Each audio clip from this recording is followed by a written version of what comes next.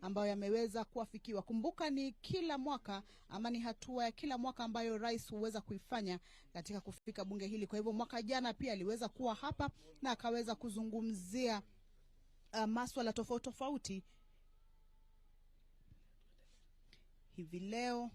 Hivi leo pia atakuwa anafika kuweza kuzungumzia masuala ambayo Wakenya wanaweza kuwa wanatarajia kuona.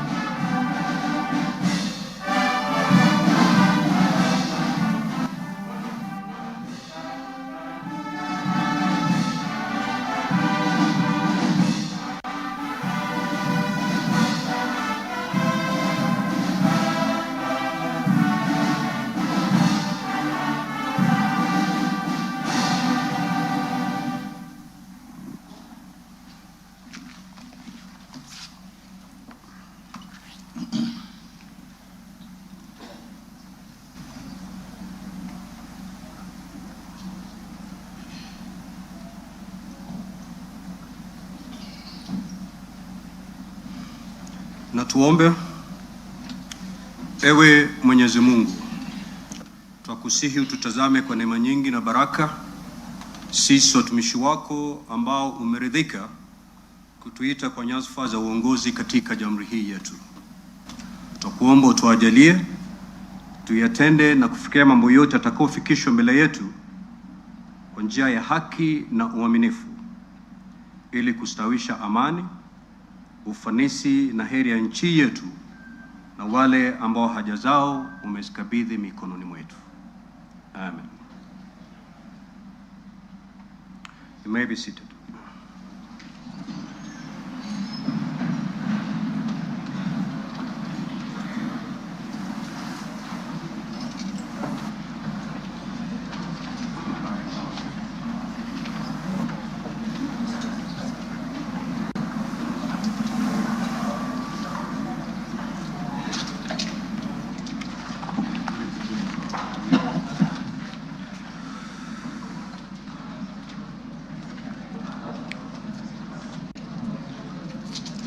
Order, Honorable Senators. Your Excellency, the Honorable Dr. William Samoei Ruto, CJH, President of the Republic of Kenya and Commander-in-Chief of the Defense Forces, the Right Honorable Dr. Moses Wetangula, EGH, MP, Speaker of the National Assembly, Honorable Members of Parliament, Article 132(1)(b) of the Constitution provides that the President shall address a special sitting of Parliament once every year and may address Parliament at any other time. Article 132(1)(c) of the Constitution further provides that the President shall, among others, once every year report in an address to the nation all the measures taken and the progress made or achieved in the realization of the national values referred to in Article 10 of the Constitution.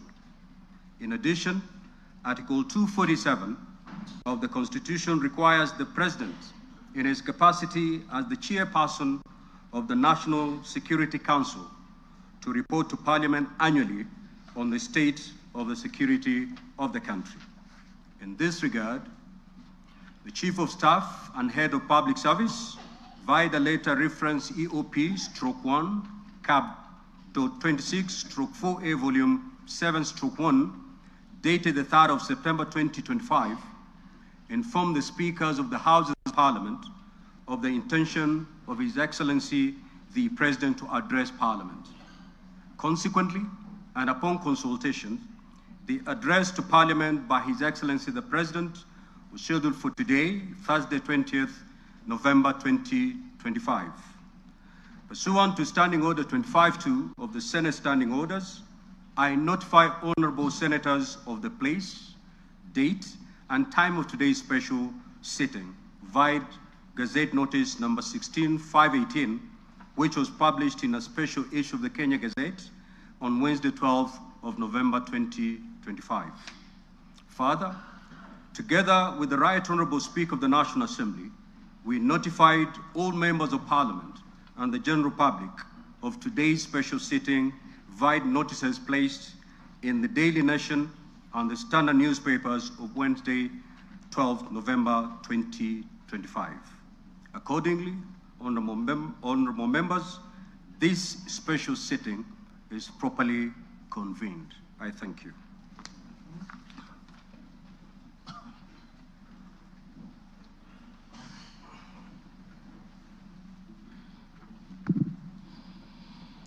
Your Excellency, Honorable Dr. William Samoei Ruto, CGH, President of the Republic of Kenya and Commander-in-Chief of the Kenya Defense Forces, the Right Honorable Amason Kingi, EGH MP, Honorable Speaker of the Senate, Honorable Members of Parliament, members of the Diplomatic Corps, distinguished guests, ladies and gentlemen.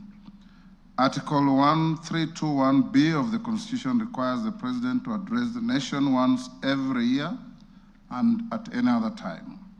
Further, Article 1321(c) of the Constitution requires the President to, once every year, report in an address to the nation on measures taken and progress achieved in the realization of our national values. Additionally, Article 1321C3 of the Constitution provides that the President shall submit a report for debate to the National Assembly on the progress made in fulfilling the international obligations of the Republic. In this regard, honorable members, by way of a message to the House, His Excellency the President conveyed his desire to address a special sitting of the Houses of Parliament today, 20th November 2025. Therefore, pursuant to the provisions of Standing Order 22 of the National Assembly Standing Orders, by Gazette Notice number 1651, which was published in the Kenya Gazette on 12th November 2025, and indeed as also notified to all members and the general public by way of newspaper notification published on 12th November 2025, I gave notice of this special sitting of Parliament to the members of the National Assembly. Accordingly, honorable members, this special sitting is properly convened. Your Excellency, honorable members, distinguished guests, ladies and gentlemen, it is the custom of Parliament to recognize invited guests seated in our galleries. I therefore wish to recognize the following guests who are seated in the Speaker's row. Her Excellency Rachel Ruto, First Lady of the Republic of Kenya, and other members of the First Family. His Excellency, the Honorable Professor Kithure Kindiki, EGH, the Deputy President of the Republic of Kenya. The Honorable Musalia Mudavadi, EGH, the Prime Cabinet Secretary, and Cabinet Secretary, Minister of Foreign Affairs and Diaspora Affairs.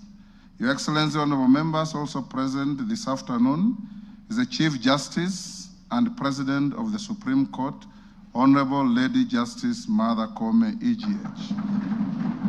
She is accompanied by the Deputy Chief Justice and Vice President of the Supreme Court, Honorable Lady Justice Philomena Mwilu, EGH, Honorable Justice Daniel Musinga, CBS Presiding Judge, Court of Appeal, Honorable Justice Oscar Angote, MBS, Presiding Judge of the Environment and Land Court, and Honorable Justice Brian Ongaya, EBS, Judge of the Employment and Labor Relations Court. We are also honored to have in our midst the immediate former Speakers of the Houses of Parliament, the Honorable Francis Ole Kaparo, the Honorable Ekwe Ethro, and the Honorable Kenneth Lusaka, EGH, the Governor of Bungoma County, and Clerk Emeritus of the National Assembly, Ambassador Michael Sialai, CBS. Also in the gallery, we have the Chairperson of the Council of Governors, who is also the Governor of Wajir County, the Honorable Ahmed Abdullahi, and the Honorable Johnson Sakaja, Governor of Nairobi City County. May I also accord special recognition to all Cabinet Secretaries present and particularly acknowledge 5 of them who are former ranking members of the Houses of Parliament, namely Honorable Aden Duale, EGH, former leader of the Majority Party in the National Assembly, Honorable Kipchumba Murkomen, EGH, former Senate Majority Leader, Honorable John Badi, EGH, and Honorable Opio Wandai, EGH, both former leaders of the Minority Party in the National Assembly, and the Honorable Alice Wahome, EGH. If Honorable Mutai Kagwe is present, he's also a former member of the House, I acknowledge him. I also acknowledge Principal Secretaries and members of the Diplomatic Corps, heads of constitutional commissions, and independent offices and state corporations present. You are all welcome to Parliament. Your Excellency, I wish to make a special welcome to Parliament and mention the Chief of the Kenya Defense Forces, General Daniel Kahariri, and the respective service commanders, the Inspector General of Police, and other leaders of our disciplined forces who are seated at the Speaker's row. Parliament deeply appreciates your outstanding contribution to the national defense, security, and distinguished service to our nation. To all invited guests, we say, Karibu Bunge. Your Excellency, honorable members, distinguished guests, ladies and gentlemen, I wish to draw your attention to the officer standing to the right of the chamber in green. He is the Chief Sergeant at Arms of the National Assembly, Mr. Aloisio Lekulo, OGW.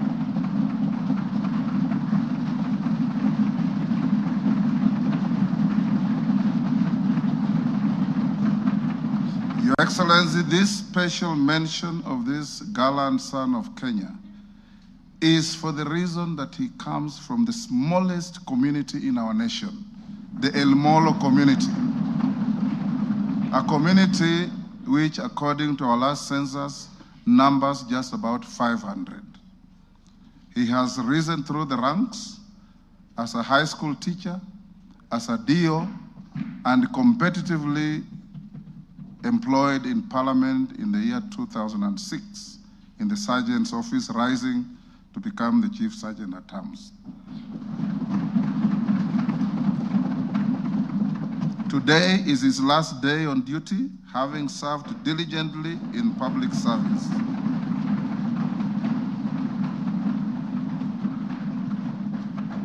The National Assembly had a special session where we paid tribute to him, and we thank him for the distinguished service he has rendered to the nation and wish him well. Your Excellency, honorable members, distinguished guests, ladies and gentlemen, it's now my singular honor and privilege to invite His Excellency, the President of the Republic of Kenya and Commander-in-Chief of the Defense Forces to address this special sitting of Parliament. Your Excellency, you're most welcome.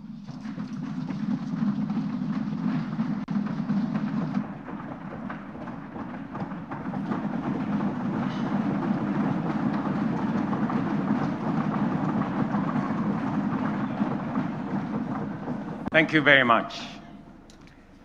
The Honorable Speakers of the National Assembly and Senate, the Honorable Members of the National Assembly and Senate, the Chief Justice and the leadership of the judiciary, Cabinet Secretaries, Your Excellencies, distinguished guests, fellow citizens, ladies and gentlemen. 2 years ago, when I delivered my first State of the Nation address, I had a vision to sell. Today, I have a story to tell. A story written not in the quiet offices or the comfort of boardrooms, but out in the blazing sun of our farms, in the dust of construction sites where our affordable homes now rise, and in the grit of our community health workers, doctors, medical professionals who refuse to surrender in the quest for universal health coverage. It is written in the steady hum of our factories, in the determination of millions daring to dream and finance their vision through the Hustler Fund, in the courage of our young people working on housing sites, in the Climate Works program, in the digital ecosystem, and in the bravery of those who, looking beyond our borders, have sought livelihoods abroad to sustain families back home. A story of sacrifice, a story of sweat, a story of progress that has not come easy. It is a story you can see in the numbers, feel in the homes, and trace in the lives transformed across our republic. A story whose facts are available for all to examine, except perhaps for the cynical who have no facts. Today, the evidence is clear, evidence of promises made and promises kept. In just 3 years, we have built not monuments of words, but foundations of progress. And yet, even with these achievements, I am convinced that this is only but the beginning. Mr. Speaker, honorable members, as I prepared this address, I reflected deeply on the long road we have traveled as a nation. 62 years shaped by struggle, sacrifice, hardship, triumph, and milestones that have affirmed our spirit. From that reflection came one undeniable truth. We have made commendable progress, but Kenya still punches way below its true weight. This nation has the talent, the resources, and the spirit not just to improve, but to leap and to make the transition from a developing country to a developed one within our lifetime. That is why I speak today with full conviction that history has summoned this generation, our generation, at such a time as this, to a higher purpose. Some eras are shaped by events. Others are defined by the decisions a nation makes. And today, Kenya is called to make such a decision, to finish the journey our forebears began, and finally turn our long-held potential into lived reality. To do this, we must cast off the prevailing mindset of being content with the average.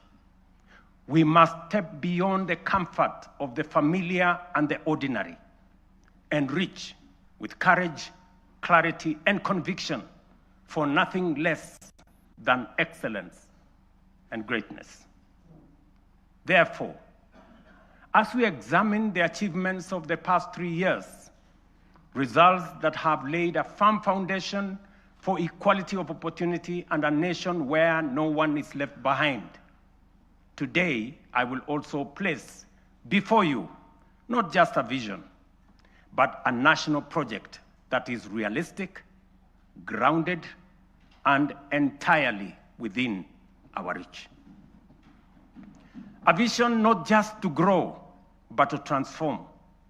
A roadmap not merely to move forward, but to rise from developing to developed, to rise from potential to reality, to rise from promise to prosperity, to rise from the third to the first world, to rise finally into the Kenya we have long imagined, the Kenya we deserve. For long, our ambition was held hostage by small thinking and ordinary expectations. But that era must now be confined to the past. Today, we stand on the threshold of something far greater, a moment in which we can say that our parents dreamed of and what our children yearn for, we will accomplish in our lifetime. As we know, this is achievable because others have done it before. I have often spoken of the Asian tigers, South Korea, Singapore, Hong Kong, Malaysia. And by the way, members, the Prime Minister of Malaysia will be here this weekend. Countries that at independence were our peers in nearly every measurable way. They had no extraordinary resources. They were not superhuman. They simply had the courage to make bold, disciplined, deliberate choices. They invested in their people, demanded excellence, and refused to be trapped in the limitations of their circumstances. They refused to make peace with mediocrity. Today, they stand as first world economies. If they could rise, so can Kenya. It can be done. Let me repeat. It can be done. Later in this address, I will set out the strategic choices, the reforms we will deepen, the sectors we will unlock, and the investments we will prioritize to move Kenya to the next level. I say all this not as a personal badge of honor, but as a recognition of what we have achieved together, the Kenyan people, the leadership in all arms of government, and across all political formations. Honorable members, the last 3 years have not been easy. We have agreed, sometimes disagreed, and at times those disagreements have carried great cost. We have compromised, we have confronted hard truths, and we have endured storms none of us invited. But we all take comfort that it has not been for nothing, for this is how far we have come. At a time like this, in 2022, Kenya was in distress. Inflation had soared almost to double digits. A fuel shortage threatened to paralyze our economy as oil marketers struggled to access dollars. The shilling was in free fall. Foreign reserves had hit historic lows. Debt service consumed more than half of our revenues. Confidence, both local and foreign, had waned. International analysts warned that it was no longer a question of if, but when Kenya would default. Within that context, we acted. We restored fiscal discipline. We eliminated wasteful subsidies. We rationalized public expenditure. We strengthened revenue collection and placed our economy on a path of recovery and sustainability. Inflation, which stood at 9.6% in 2002, in 2022, has steadily declined to 4.6% as of last month, bringing much needed relief to households. The shilling, once in perilous downward spiral, has stabilized at 129 to the dollar for nearly 2 years, a direct consequence of prudent monetary policy and disciplined fiscal management. Our successful Eurobond redemption signaled to the world that Kenya honors its obligations. 3 years ago, Kenya was ranked the 8th largest economy in Africa with a GDP of $115 billion US. Today, our GDP has increased to $136 billion, moving us up to become the 6th largest economy on the continent, according to IMF. This steep rise, ladies and gentlemen, is not accidental. It is the product of deliberate choices, disciplined execution, and strategic reforms that have strengthened our economy and unlocked its potential. Our foreign reserves have surpassed US dollars 12 billion, the highest in independent Kenya. This has restored certainty, cushioned our economy from external shocks, and restored investor confidence. International markets have taken note. Just this week, 14 of the world's leading financial institutions, including Citigroup, JP Morgan, Standard Chartered, and Goldman Sachs, projected that Kenya's economy will expand by between 5 and 5.8% in 2026.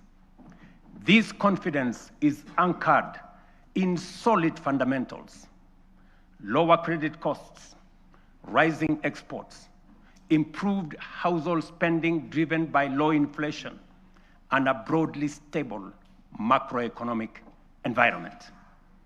Standard & Poor's has upgraded Kenya's sovereign credit rating from B- to a firm B, our first upward revision in many years, signaling renewed international confidence. This upgrade lowers our risk profile, attracts more investment, and reduces borrowing costs for both government and the private sector.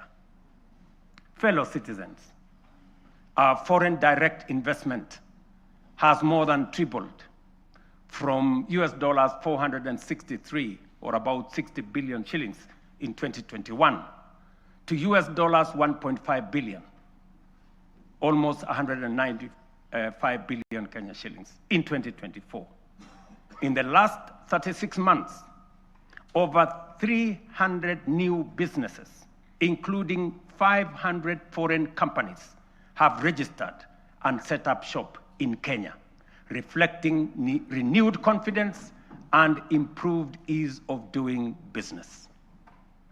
The Nairobi Securities Exchange has recorded a powerful resurgence, now recognized as one of the best performing emerging markets globally. Since January 2025, investor wealth has grown by over 1 trillion shillings, driven by a broad share price rally that has reestablished the Nairobi Securities Exchange as a premier asset class. The NSE is on track for its strongest performance in over a decade, building on last year's remarkable gains. This renewed vibrancy is a clear vote of confidence in Kenya's direction and in the reforms we have undertaken. In short, Mr. Speaker, honorable members, the world's most respected economic assessors and market sentiment are affirming that what we already know, that our economy is strengthening, our prospects are brightening, and confidence in Kenya is rising. Our critics, the high priests of eternal pessimism, who criticize without responsibility and tear down without offering alternatives, will want you to believe that our economy is going in the wrong direction. But while everyone may speak their mind, and that is the beauty of our democracy, no one is entitled to manufacture self-serving falsehoods and traffic them as facts. And facts are exactly what I present here today: clear, verifiable, and indisputable. Mr. Speaker, one of the greatest contributors to the high cost of living is the cost of food. Kenyans in 2022 marched with empty sufurias, a stark symbol of frustration and unbearable cost of basic commodities. From the very outset, we made an intentional and strategic decision to subsidize production and not consumption. We understood that lasting relief would not come from temporary subsidies and price controls, but from strengthening the foundations of agricultural production. We also recognized that agriculture is not merely another sector of our economy. It is the lifeline of our nation. If we were to secure households, stabilize prices, create jobs, expand industry, and spur exports, agriculture had to be the fulcrum of our transformational agenda. To organize the sector and improve service delivery, we launched an integrated digital platform to register farmers. In 2022, fewer than 300,000 farmers were on record. Today, over 7.1 million farmers are registered on the Kenya Integrated Agricultural Management Information System, giving us visibility to design scientific targeted interventions and eliminate extortionists, getaway brokers, and drive out cartels and middlemen. This has enabled us to implement the fertilizer subsidy program at scale. To date, over 21 million bags of affordable fertilizer have been distributed, reducing the price by nearly 2/3 and saving farmers Kenya shillings 105 billion so far. This year alone, we delivered 7 million bags of fertilizer and 35 million kilos of certified seed. And next year in 2026, we plan to distribute 12.5 million bags across all the 1,450 wards, ensuring every farmer has access to affordable inputs. The impact has been phenomenal. Productivity in all our agricultural sectors has gone up. National maize harvests have risen from 44 million bags in 2022 to 67 million bags in 2024, setting the stage for a historic harvest this year of 70 million bags. The results are visible in markets and homes. The price of a 2-kilogram packet of flour has fallen from what it was 250 in 2022 to as low as 130 today. For millions of households, this is meaningful daily relief. The transformation across our value chains is equally compelling. Tea production has grown, with earnings rising from Kenya shillings 138 billion in 2022 to Kenya shillings 215 billion in 2024, a 56% increase.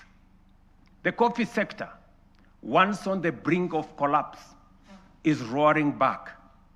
Nearly 50,000 seedlings have been distributed.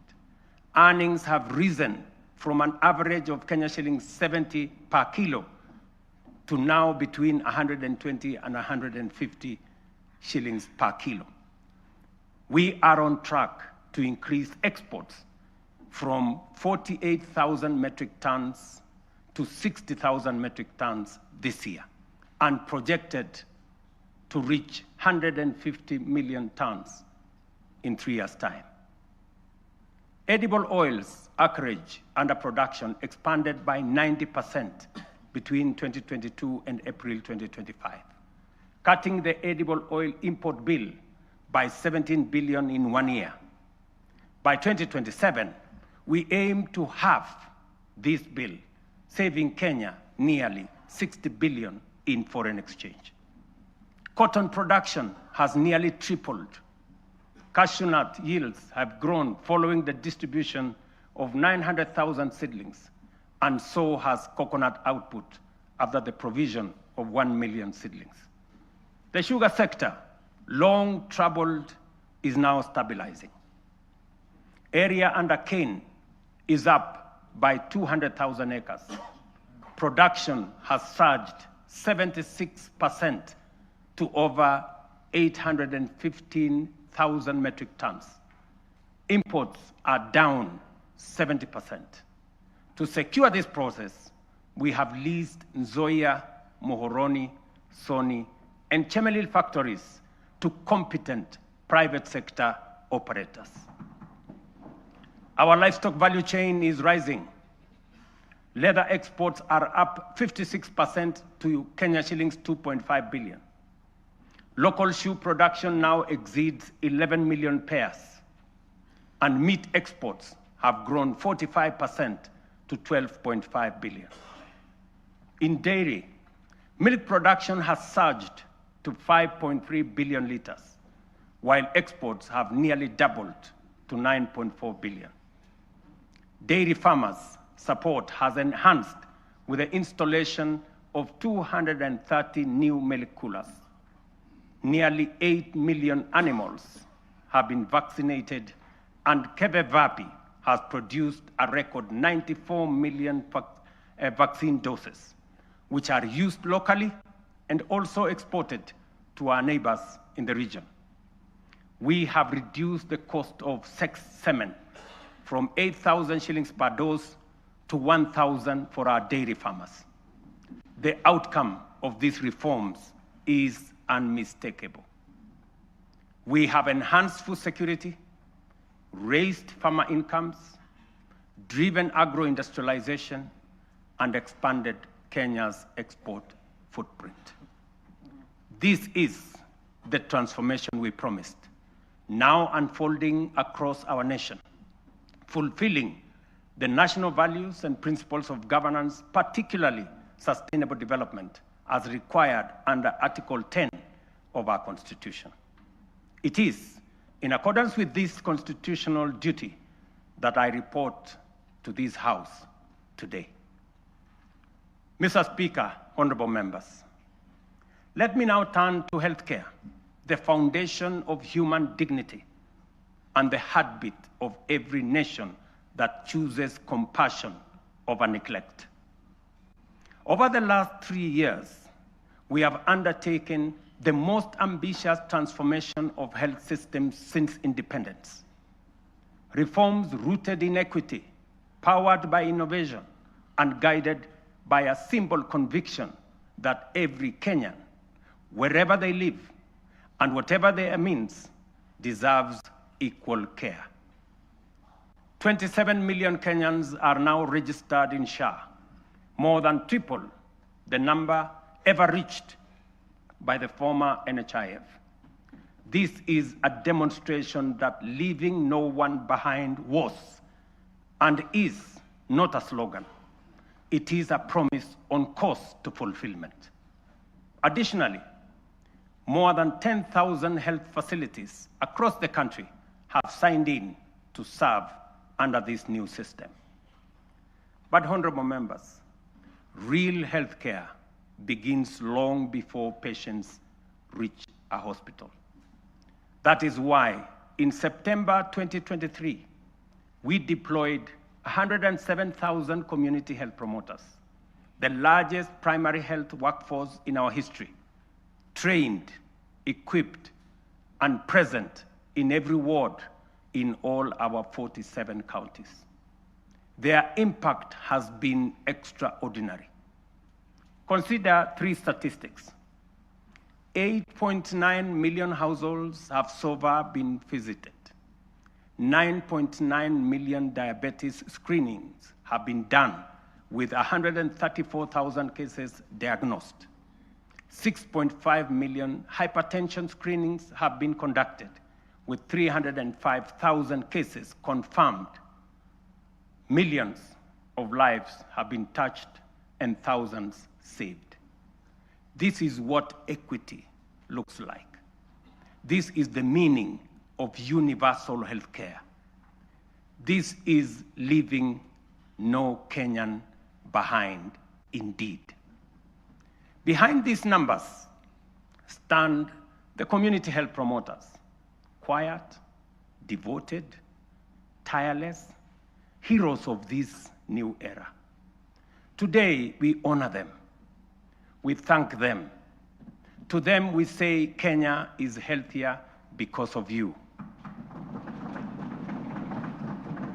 Mr. Speaker, when I promised that those unable to pay would be supported by government under UHC, the cynics scoffed as usual.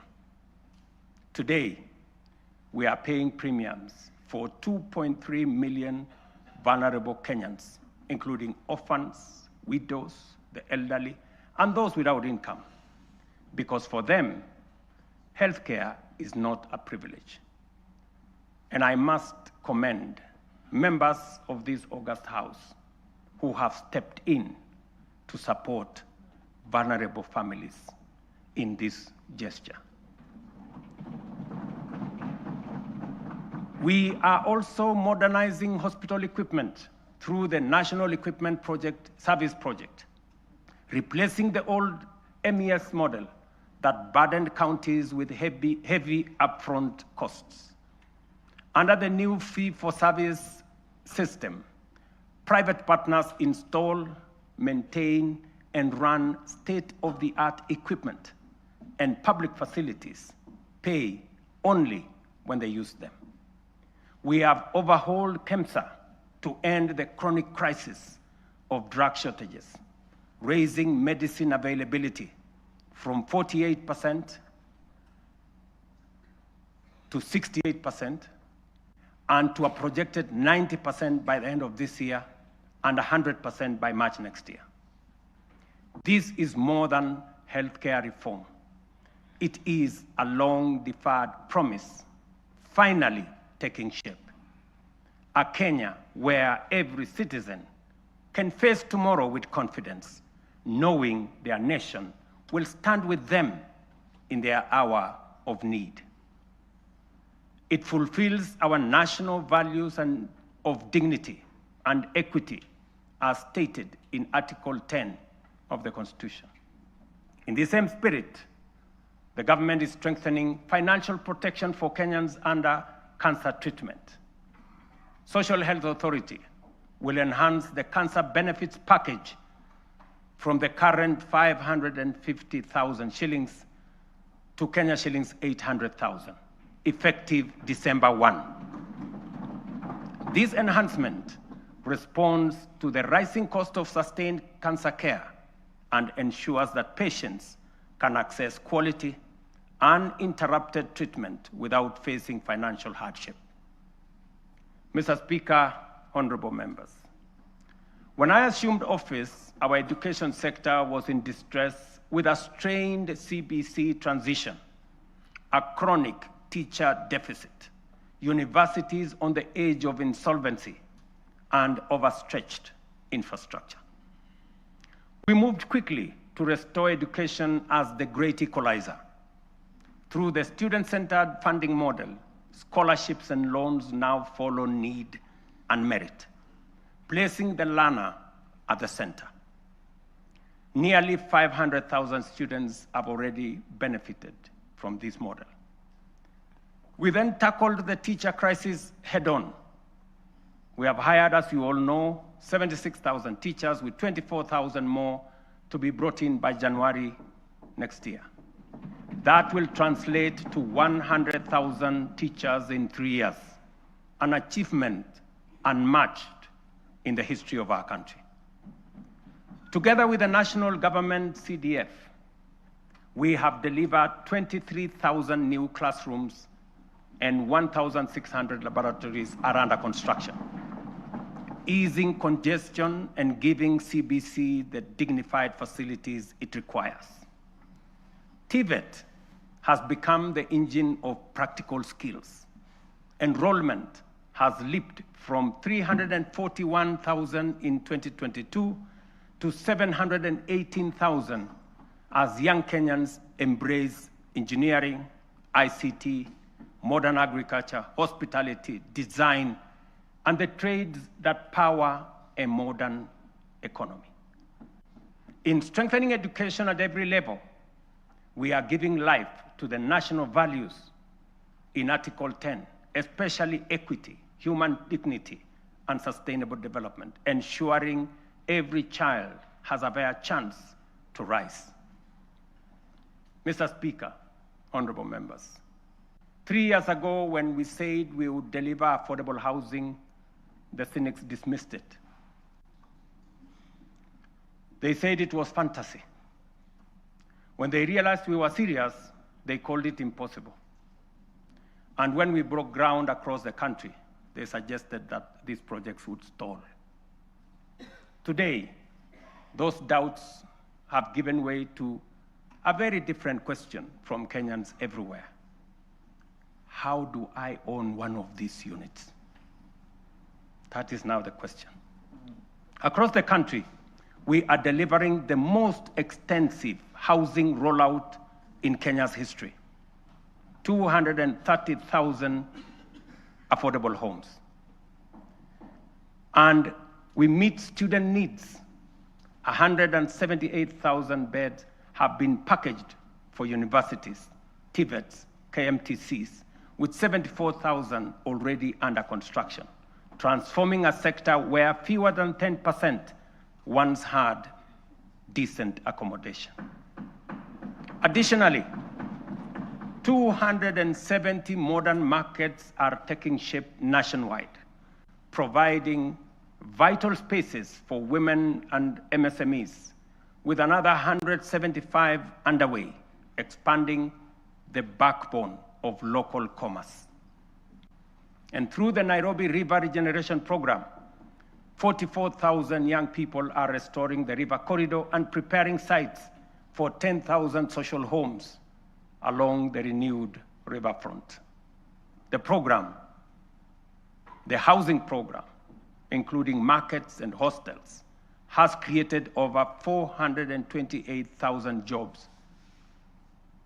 Jobs that include architects, engineers, plumbers, electricians, carpenters, masons, steel workers, transporters, and thousands of MSMEs in fittings, fabrication, and interior design work. At peak next year, it will employ at least 1 million Kenyans. Honorable members, this program is far more than housing. It is a national empowerment engine, creating jobs, formalizing the informal sector, revitalizing micro, small, and medium enterprises, restoring our environment, and building resilient communities. It advances equity, dignity, and sustainable development, the very values anchored in Article 10 of our Constitution. Mr. Speaker, honorable members, allow me to turn to a sector that carries the hopes of nearly every Kenyan family, our micro, small, and medium enterprises. MSMEs are the backbone of our economy, the engine room of innovation, and the daily hustle of more than 15 million Kenyans. For decades, access to affordable credit trapped millions in frustration. Without collateral, there was no loans. For the millions blacklisted, every door of opportunity was shut. And when banks refused to take a chance, their dreams simply stalled. As promised, we broke that cycle.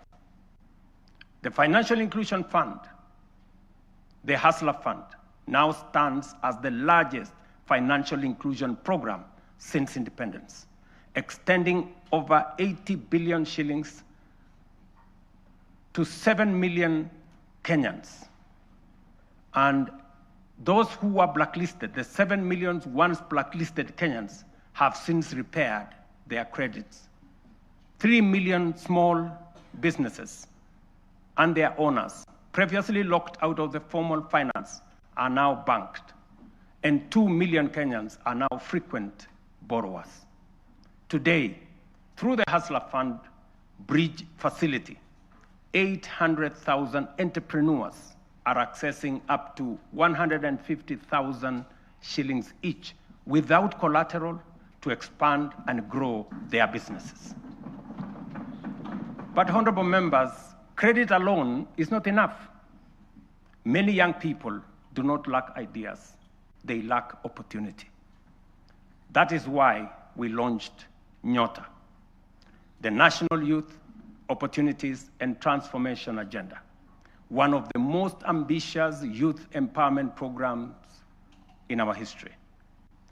Over the next 5 years, Nyota will uplift 820,000 unemployed young people through apprenticeship, recognition of prior learning, entrepreneurship grants, digital skills training, and support savings.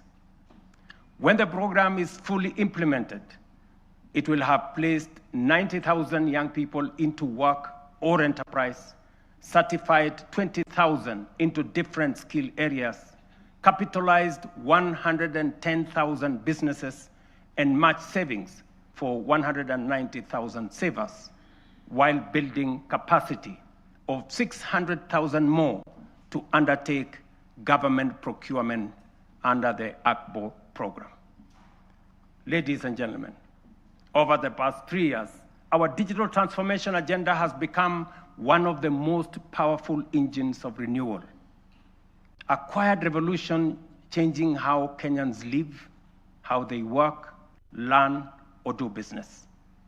We have expanded the fiber optic by 24,000 kilometers and moved from 0 public Wi-Fi hotspots in 2022 to nearly 1,500 today, connecting communities once left behind.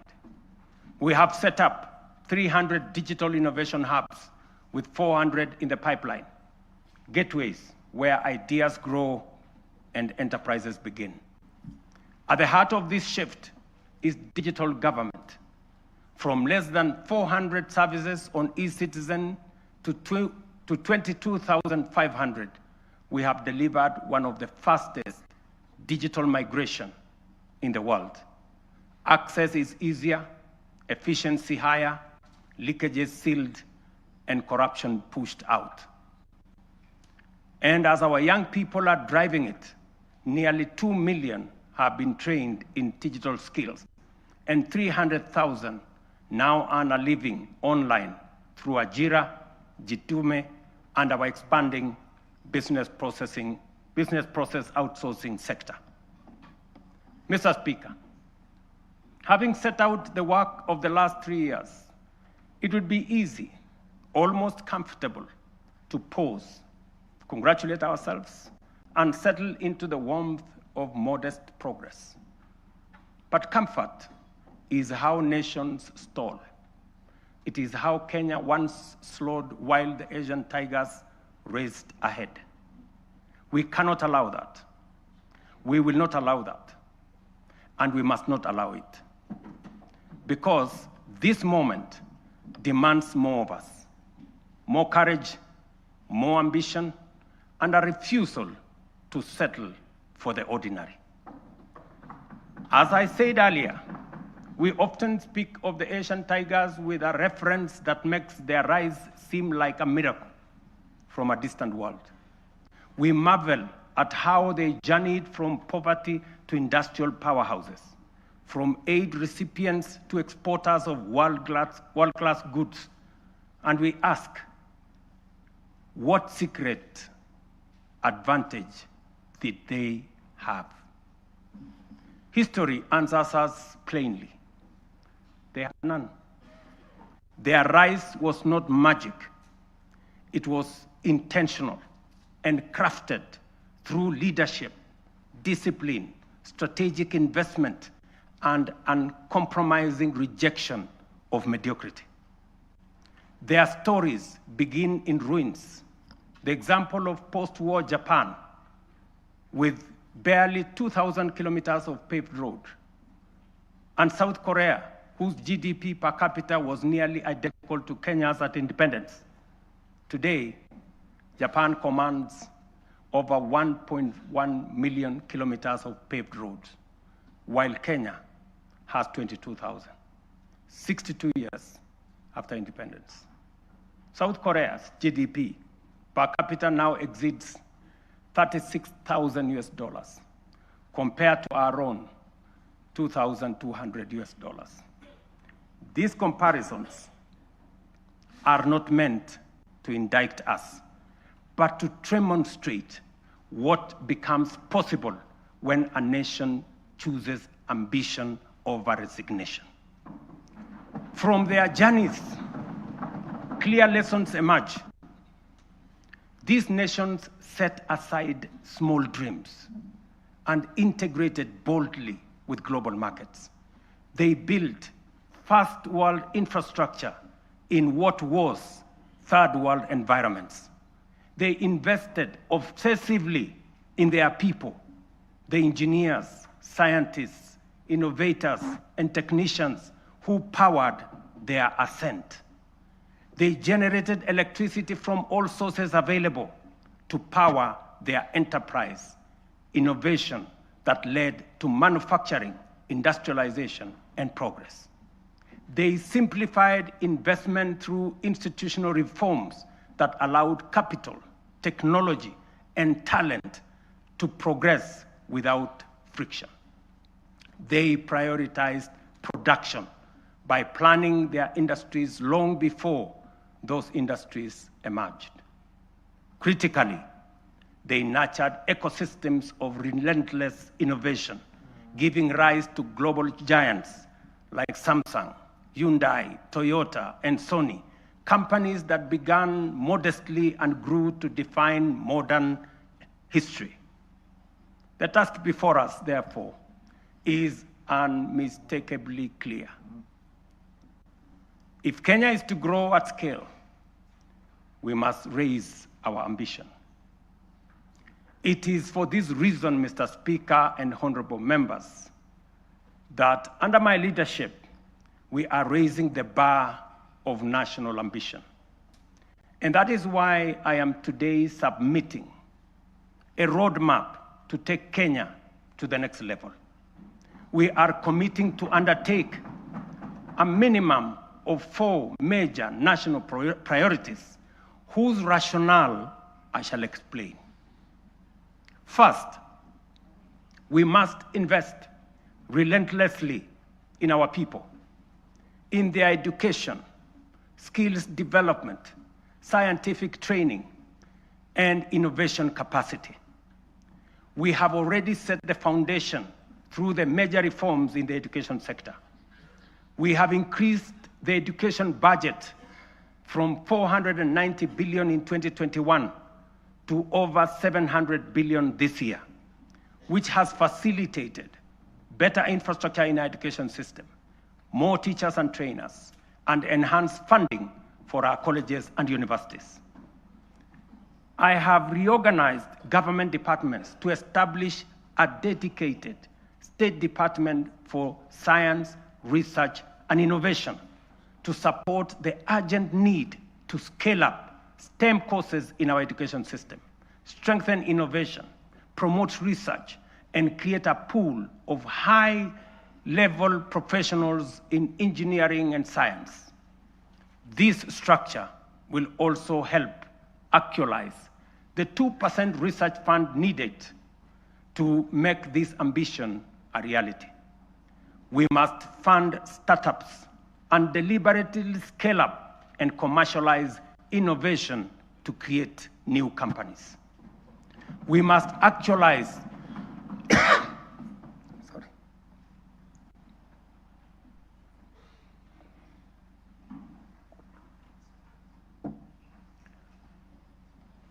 We must actualize the National Research Fund, moving from the current 0.8% of GDP to 2% of GDP. This leaves us with a shortfall today of 180 billion. Progressively, we should grow the fund to 1 trillion over the next 10 years. We will mobilize domestic public resources, private investment, venture capital, and other private sector financing to drive this effort, because no nation rises above the abilities of its citizens. Let me repeat that. Gentlemen and ladies, no nation rises above the abilities of its citizens. And we must promote a culture of enterprise so that Kenyan companies can cross borders. The example of Safaricom's M-Pesa, growing from a local solution into a global financial platform, serving more than 70 million customers in 170 countries today. This demonstrates the possibilities we can unlock.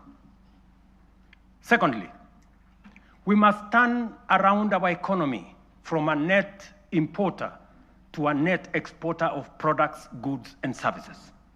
The most urgent being imports of food products that cost us 500 billion shillings every year. Just imagine.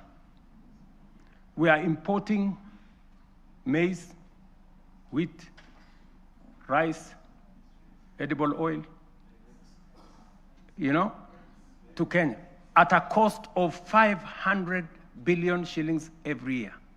As I mentioned earlier, we have already made interventions to reduce imports of maize, sugar, edible oils, rice, wheat, but our efforts are undermined by the natural limits of rain-fed agriculture. We can no longer allow the clouds to determine whether our people eat or not. we are able to produce enough for domestic consumption and exports. Expanded modern irrigation is now necessity and the only path forward. We are endowed, ladies and gentlemen, honorable members, with arable land, yet we all know only 15% of Kenya can support rain-fed agriculture. And this limited area is what we have relied on to feed the entire nation. While 85% of Kenya does not receive sufficient rainfall, if we harvested and stored rainwater, we can bring vast arable lands in these arid and semi-arid regions into productive use. With the dams, we can transform our arid and semi-arid areas into hubs of agricultural production, even in the absence of rainfall. We must never give up on the potential of these regions simply because they receive little rain. And we must never confuse the lack of rain with the lack of water. This is why we must build at least 50 mega dams nationwide, alongside 200 additional medium and small dams and thousands of micro dams to collect and store water, not only to secure our food supply, but to bring at least 2.5 million additional acres under irrigation within the next 5 to 7 years. Therefore, the commitment to harvest and store water is not simply about food and water security. It is a strategic, nation-shaping investment, one that underpins our aspiration to be a net exporter of agricultural products, underpins economic independence, rural prosperity, and sustainable development. The Ministry of Water and Sanitation and Irrigation, alongside all relevant agencies, have already mapped out precise locations of these dams. These projects span the breadth of our republic. Sorry. From the High Grand Falls, a mega dam on River Dawa in Mandera, Isiolo, Basalinga Dam, Yata in Machakos, Singli Canal in Garissa, Soin Koru in Kisumu, Rumuruti in Laikipia, Thochi in Embu and Tharaka, Lowat in Turkana, Mahoya Dam, Stradling Nyeri and Kirinyaga, Narosra in Narok, Aror in Elgeyo Marakwet. Others include Ndarugu in Kiambu, Kokwanyo in Homa Bay, Rare in Kilifi, Tongaren in Bungoma, and many more strategic sites nationwide.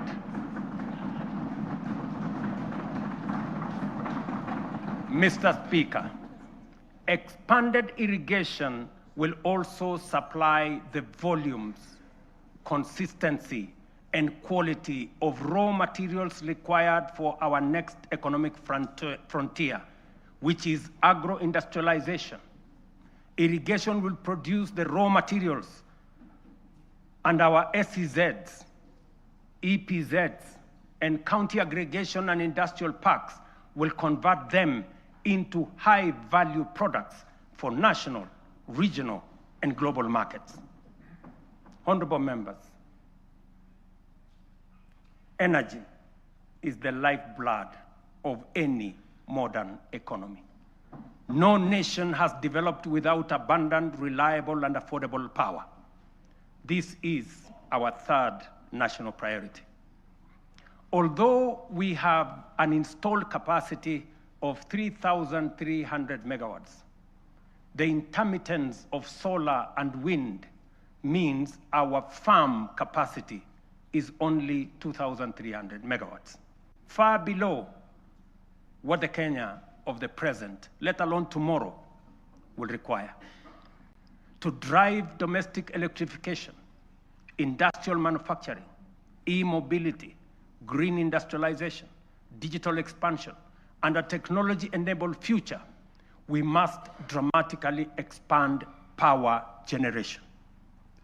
Kenya is blessed with diverse, largely underexploited renewable sources, including geothermal, solar, hydro, wind, and nuclear. To undertake large-scale value addition, agro-processing, manufacturing and industrialization, sufficient, affordable, and reliable energy is a top imperative. Modern technologies, such as data centers and artificial intelligence, require large-scale energy supply.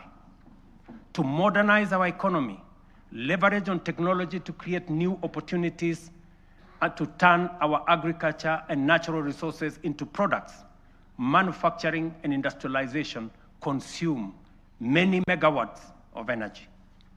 As a result, we have to generate an additional 10,000 megawatts in the next 7 years, so as to move our country to the next level and undertake the transition necessary for our growth. Our fourth national priority is transport and logistics. As the region's economic and diplomatic hub, home to the United Nations' largest office and only office in the Global South, and the sixth largest economy in Africa, Kenya must maintain world-class seaports, airports, highways, and digital corridors. Efficient transport and logistics are the backbone of our competitiveness. They accelerate national development, connect products to markets, move goods and services, lower the cost of doing business, and will reinforce Kenya as the aviation and commercial capital of East and Central Africa. History teaches us that nations rise on the strength of transport and logistics. Japan's post-war revival, enabled by strategic road expansion, is a clear example. From only 2,000 kilometers of road, they constructed over 1 million kilometers of paved road in 7 decades. We in Kenya, you know, we have only constructed 22,000 kilometers over a relatively similar period. To scale up, ladies and gentlemen, honorable members, our transport and logistics program, the Ministry of Roads and Transport have already mapped out a comprehensive network of 2,500 kilometers of highway for dualing and 28,000 kilometers of road to be tarmacked over the next 10 years. We will onboard private-public partnership in the modernization of Jomo Kenyatta International Airport, Mombasa and Lamu Airport, and sort out the challenges facing Kenya Airways by next year. This work is already in progress. Next week, I will launch the dualing of the 170-kilometer Rironi-Naivasha-Nakuru-Mau Summit Road. On the same day, I will break ground on the dualing of the 58-kilometer Rironi-Mai-Mahiu-Naivasha road. The gridlock that paralyzes these roads every day, especially on weekends and holidays, will soon, by God's grace, be a thing of the past. Additionally, roads earmarked for dualing include Muthaiga Kiambu Ndumberi, Machakos Junction Mariakani, Mau Summit Kericho Kisumu, Kisumu Busia, Mau Summit Eldoret Malaba, Athi River Namanga, Karatina Nanyuki Isiolo, Makutano Embu Meru Maua, Mtwapa Malindi Mombasa, all the way to Lungalunga, Kericho Kisii Migori Isabenia, and Nakuru Nyahururu Karatina, Kisii Oyugis Ahero. The northern bypass, James Gishuru roads, Bomas Karen Gong, and Bomas Ongata Rongai Kiserian, including Gong Isinya and Naivasha to Kikuyu, among many other key corridor nationwide. This infrastructure drive will also include extending the standard gauge railway from Naivasha to Kisumu and eventually to Malaba. And that exercise, ladies and gentlemen, is beginning in January. In just 2 months, we will be beginning that process. Honorable members, estimates indicate that achieving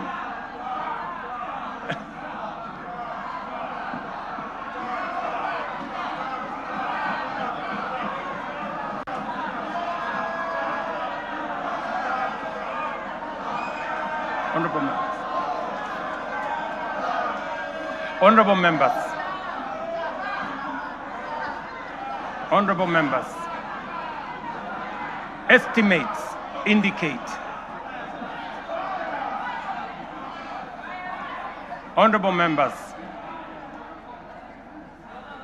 estimates indicate that achieving these 4 priorities will require at least 5 trillion.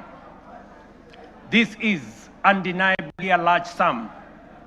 Some may see it as unrealistic, even audacious, for a country like ours.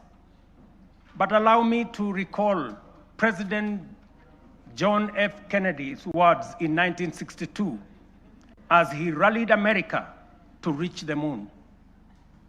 And this is what he said, and I quote, "We choose to go to the moon in this decade and do the other things, not because they are easy, but because they are hard.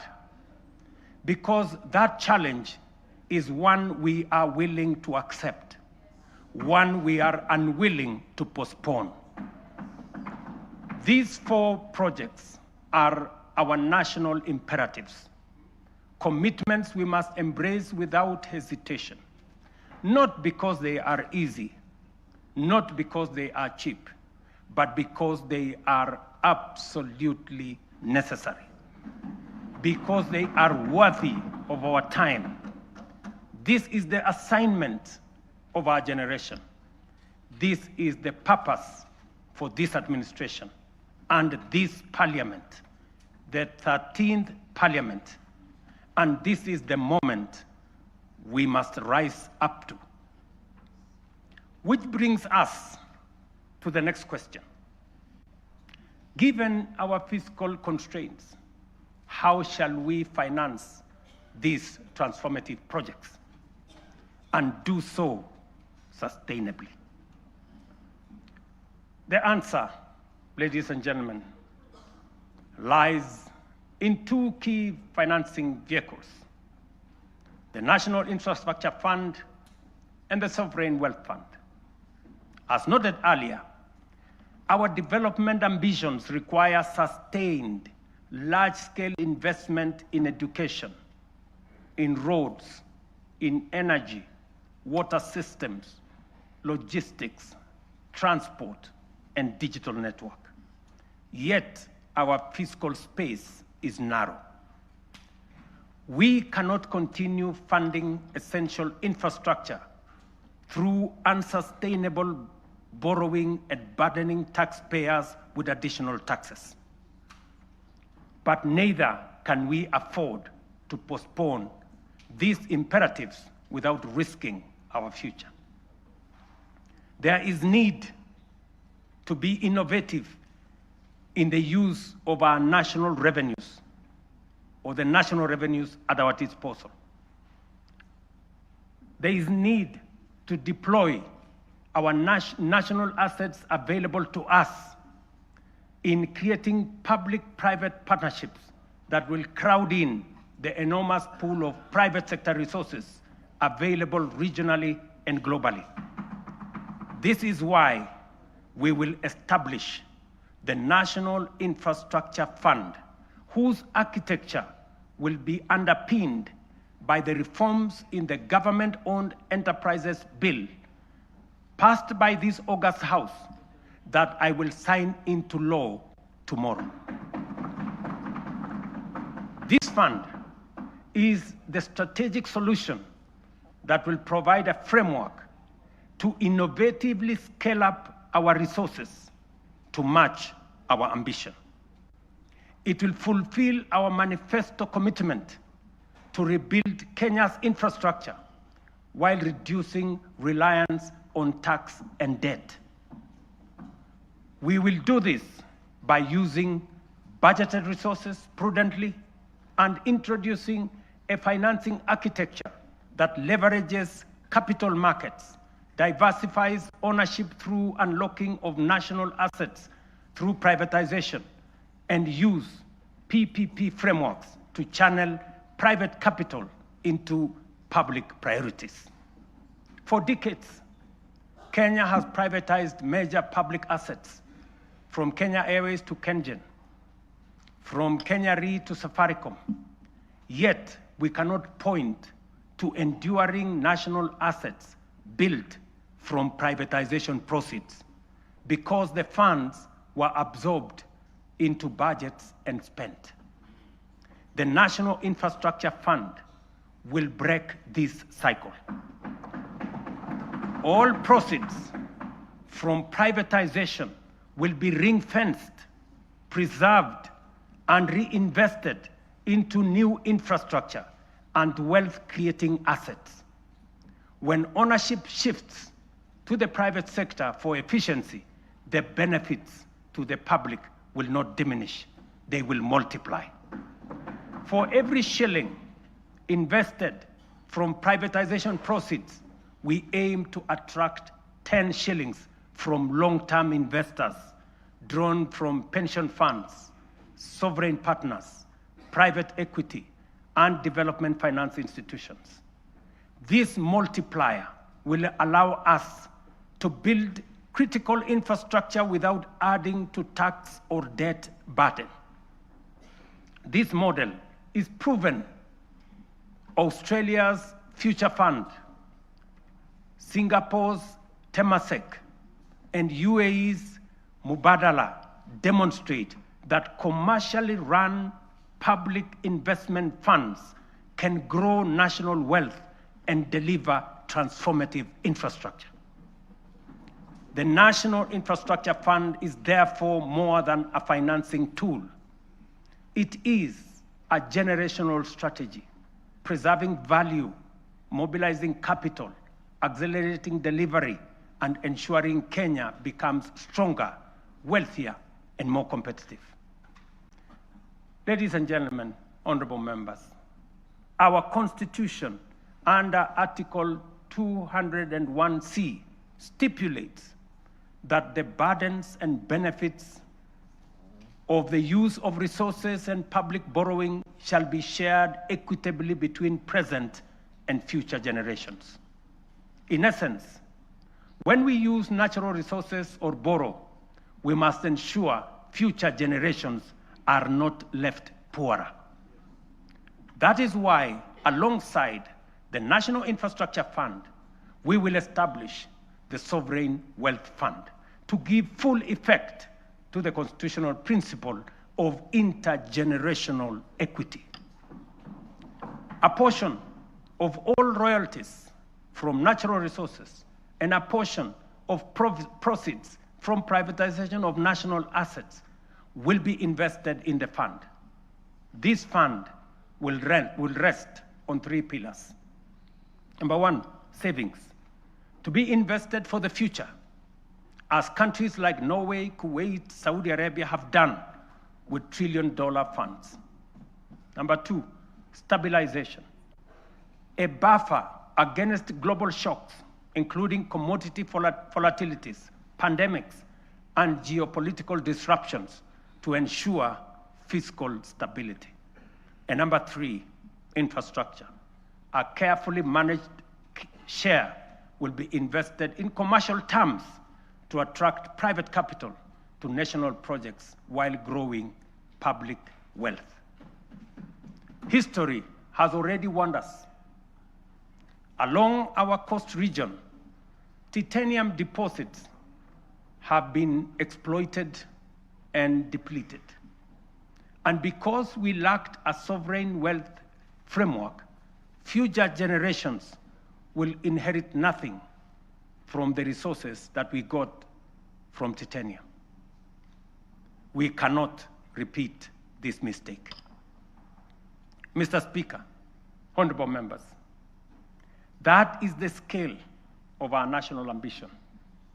This is the blueprint for financing it prudently and responsibly. To shape this vision, I have engaged sincerely with leaders across the political spectrum. I've engaged many members of parliament, many governors, community leaders, and with Kenyans from all walks of life. I discussed this vision with the late Right Honorable Raila Amolo Odinga in the presence of Professor Anyang' Nyong'o, who reminded me that no nation has industrialized without roads, energy, and food security. I have engaged former President Uhuru Kenyatta, who emphasized the necessity of scaling up infrastructure investments. Honorable members, allow me to express profound gratitude to the 13th Parliament for your outstanding contribution, your foresight, your consistency, focus, and commitment on what is good for Kenya. The progress made in the last 3 years would not have been possible without your legislative agility, principled oversight, and commitment to national interest. When the history of this generation is written, this House, the 13th Parliament, will occupy a full and proud chapter. Your decisions are recorded not only in debates or statutes, but in the lives lived, progress of every Kenyan that has been achieved. For this, I extend my deepest gratitude and appreciation. I also extend heartfelt thanks to hard-working Kenyans who have diligently fulfilled their civic duty to the nation, giving life to the constitutional values of equity, social justice, and sustainable development. You Kenyans have shouldered the weight of nation building. Future generations will feel the impact of your sacrifice, and they will honor you as the generation that helped change the trajectory of our republic.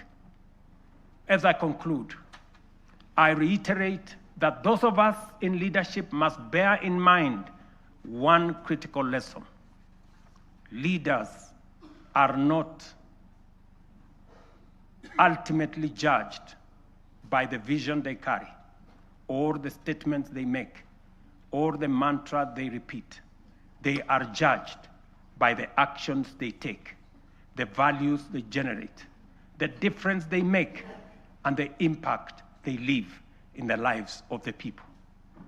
Mr. Speaker, honorable members, let history record that this generation refused to be timid, that we chose ambition over fear, action over excuses, and progress over false comfort of low expectation.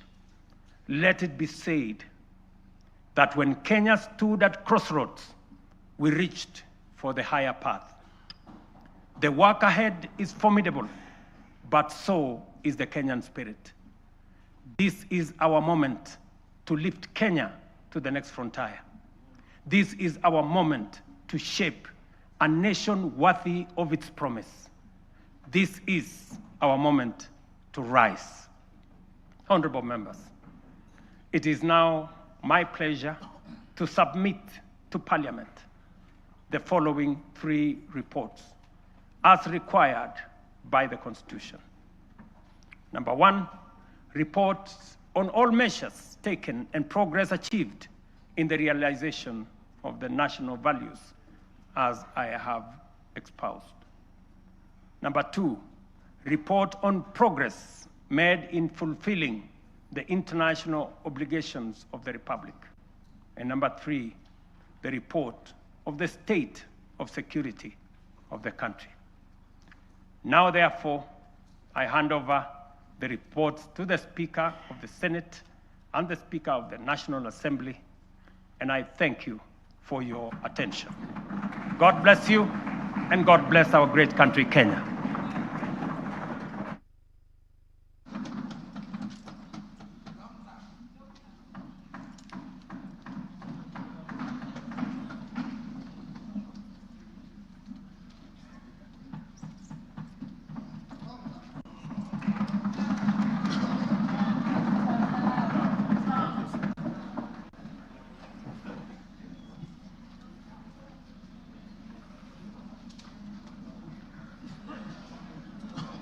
Honorable members, let us be upstanding.